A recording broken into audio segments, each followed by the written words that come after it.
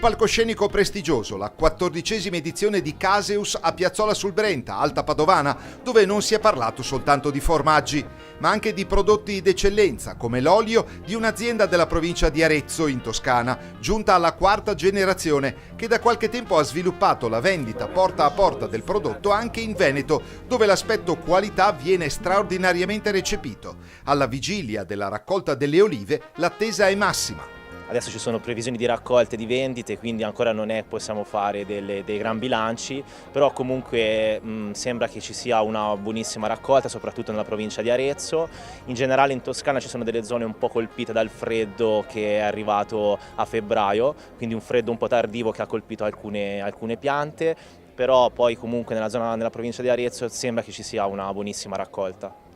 Lei è un'espressione della gioventù che si avvicina alla terra, all'agricoltura. Non è sempre detto che di generazione in generazione si trasmetta anche la passione. Questo è anche merito comunque di mio nonno e dei miei genitori, che comunque mi hanno trasmesso questa passione della terra, delle coltivazioni, della raccolta delle olive e comunque anche del commercio, perché alla fine noi siamo sì produttori ma siamo anche commercianti, e quindi questo qui lo devo dire grazie ai miei genitori e ai miei nonni.